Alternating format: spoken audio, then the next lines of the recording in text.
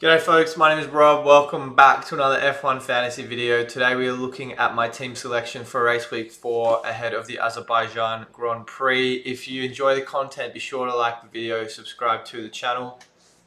So let's get right into it. First of all, my review of the Australian Grand Prix, 323 points all out with a small green arrow up to 112, 113k overall, 909 points so far. Again, much like the previous race, not too concerned about rank at this early stage of the season. I think there's still a lot of racing to be done, a lot of chip strategy to deliberate over, so I'm not really getting too caught up over that rank. I know there are plenty of people ahead as well that have also used multiple chips, so I'm sure as we implement those chips at a more optimal time, we'll see those rank swings occur more frequently. So anyway, back to the race, 323 points, Max Verstappen victory with the DRS boost, 72 points. That was probably a foregone conclusion given how strong the Red Bull's looking of late. Fernando Alonso, also his third consecutive podium of the season, came away with 23 points, but obviously the standout performer in mine and many others' teams was Sergio Perez. Obviously started from the pit lane and came away with not just the driver of the day and the fastest lap, but all of those overtake points and positions gained, where he rolled up into 5th place overall, really culminated in that huge haul for him. So credit to anyone who had the DRS boost on him. And I'll get to utilising other chips when it comes to those grid penalties a little later on in the video, but notwithstanding that, a great result for Perez from a fantasy perspective. Nick De Vries, I had him 3 points. I just can't seem to pick my budget drivers at the moment, which is the state of the game, unfortunately. He also got rammed from behind by Logan Sargent after the race restart. So obviously that result, or not finishing the race, didn't affect him as he'd completed more than 90% of the race by that point in time. So 3 points. A number of other drivers hauled or scored comparatively better than De Vries, so he's one I'm weighing up what to do with ahead of next race. And then Lance Stroll, 21 points, a solid outing from him, another top 5 finish in that really powerful Aston Martin. The constructors, 98 for Red Bull, 54 for Aston Martin. I think they're always both going to score really high when both drivers finish within the top 5. So a pretty solid week. Pretty happy with how the team's looking, and I imagine given everyone else has exactly the same team as me, just about, give or take one particular driver, there isn't really much to consider in terms of team selection for the upcoming race. But notwithstanding that, I thought it would be worthwhile just taking a look at a couple of different options ahead of the next race. So let's get into that. So this is what my team's shaping up for Azerbaijan. The template, Red Bull triple up, Aston Martin triple up, has been the story so far since the beginning of the season. I don't see that changing anytime soon.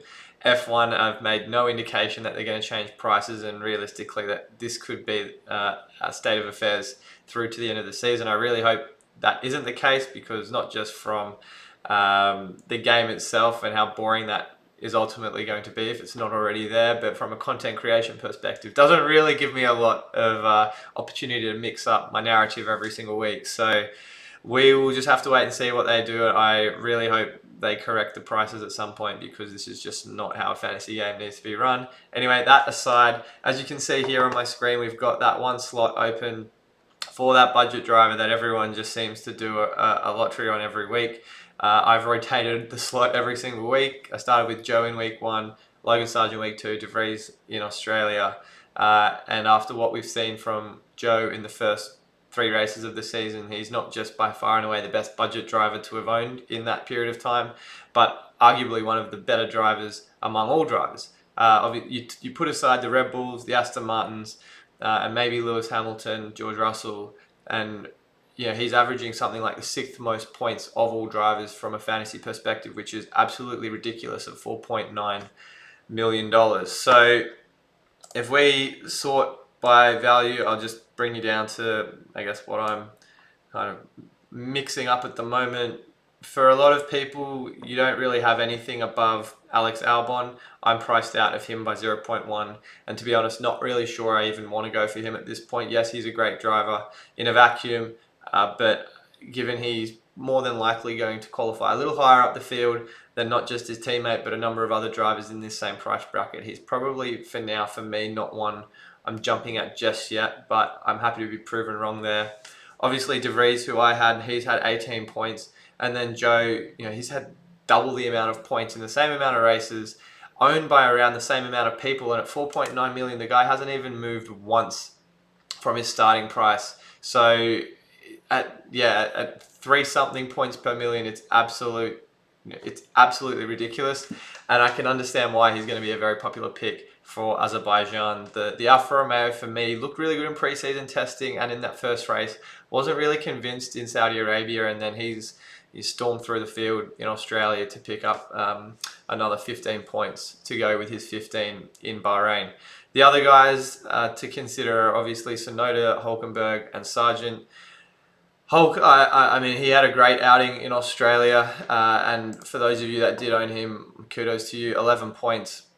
The problem with Hulk and not taking anything away from his performance in Australia was that he has, over the course of the last few races, qualified really well, finished the race around or about where he qualified, but has lost positions here and there because cars that have started behind him have managed to overtake him, and as a result loses those positions and those points that come with it. So yes, he had a great fantasy performance in Australia, but still for me, not one I'm really looking at with any at all at the moment. So he's probably, by process of elimination, one of the ones I'm not going to have in my team. Sargent, I had him 2 weeks ago in Saudi Arabia, and then I guess what we saw in Australia, where he rammed De Vries on the race restart, not ideal. And from a rookie driver, you don't want those errors creeping into your drive. If that had happened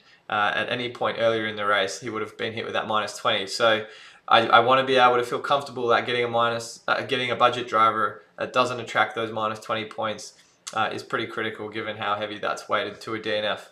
Sonoda is one I was quite critical of in the preseason, and realistically, he's blown me away. I think he's had a great start to his 2023 season and had points in Australia, so a good sign for him. And he's one of the ones I'm thinking about for Azerbaijan. He had a great sprint weekend in the first sprint of 2022 at Imola. So I think he had 30 points, which was his best result of the season. So given he's got a very, probably like matador driving style, very aggressive, likes to take on any and all challenges. And we saw that when he had such a great result last season in Imola at that sprint weekend. He's one that I've really kind of got my eye on ahead of the next race. But then obviously Joe as well. He right now is, for me, the standout candidate. So I'm likely going to bring him in unless we see anything in the practice sessions that suggest the Alfa Romeo is not going to be competitive on that weekend. Something to think about, however, and I'm just going to pull him out in case I accidentally transfer him in. Something to think about, however, is the qualifying and race pace simulations for each of the races. So if I bring us over to, I believe it is this screen here. This is the qualifying for Saudi Arabia. You find this on F1's website right after the practice sessions have concluded. And I was looking at this in Saudi Arabia a little bit, and then didn't give it a great deal of consideration in Australia, and that, I think, proved the difference a little bit for who lucked out on the budget driver pick. So for me, if we look at Saudi Arabia, Alfa Romeo, you want, for that budget driver, Joe in particular, to finish or to qualify as low as possible, so you have, as I've said, those positions gain, those overtake points when the opportunities present themselves. The thing was, though, for Saudi Arabia, the reason I didn't pick Joe was because they didn't look great from a simulation perspective, both qualifying and on race day. So I opted ultimately for Logan Sargent in that, because I think it was Logan Sargent, yeah, in Saudi Arabia. I thought that was a good circuit for the Williams because of that straight line speed. Ultimately didn't give me the result I was hoping for. But what we did see in Australia, and this is Australia that I've got up on the screen now, qualifying for the Alpha, 1.26 behind the pace. And again, I saw the same thing where I wasn't convinced that looking at these simulation paces for Australia was enough for me to warrant serious consideration for Joe. Yes, the qualifying pace is slow, but you want to see a competitive race pace. Realistically, to see that the car is going to be able to overtake those ahead of them. But if you're not too concerned about the overtakes, which is surprising because Joe has the most overtakes of anyone, then you want to be just hoping for those positions gain points. So drivers, when they DNF ahead of your budget driver, for instance, you automatically make up a position from where you started. So Williams, AlphaTauri, Alfa Romeo, race simulation pace, understandably for the three budget slots, three budget teams with a lot of budget drivers, they're at the bottom. So just something to think about. I'm not saying this is gospel as to why or how you should choose your budget driver, but some interesting insights nonetheless. And over the course of a race, for me still, it's boiling down to positions gained. Joe is just driving out of his skin at the moment. He's on par, if not even better than Bottas from what we've seen 3 races in. So he's probably getting more out of the car than what it suggests on these simulations right here. But if we do go to F1 Fantasy Tools, I'll just quickly divert your attention here. Do check them out. Great resource for fantasy content. This is their scoring simulations for fantasy. So we're using the recency weighted average at the moment only because the rotor simulation, if that's how you pronounce it, isn't available for the upcoming race. So I've just elected for now to use the recency weighted average scoring system. You'll probably see updates come through closer to the race week. But Joe, 12 points projected. That's just on an average. Outstanding value, 6th overall among all drivers, and the next closest budget driver for him would have to be somewhere down here. Yeah, Tsunoda 8. So, also a driver, as I've said, that I'm considering. But, the fact that Joe's mixing it up from a fantasy perspective with the big 4 teams at the moment just goes to show that he is far and away the favourite for that final slot in your team. So I suppose moving ahead to Azerbaijan, and I will possibly provide a final thoughts video closer to the race weekend. I'm just away for the majority of the week, so I may not have time. So we'll try and preview a little bit of Azerbaijan right now. The interesting thing to consider is the sprint race format and chip strategy. There has been talk of a modification to the sprint race format for Azerbaijan where they'll introduce an additional qualifying session for the sprint race on the Saturday. So there's nothing confirmed as of now, and news that I've seen, this is from Auto Week, James Vowles, and this has been communicated, I believe, through other channels as well, is that the sprint format has not yet been ratified. As you can see here, what that means is there's been unanimous agreement from the teams to proceed, from what I've read online, to proceed with this sprint race format. However, there's been nothing from F1 to suggest that's been formalized.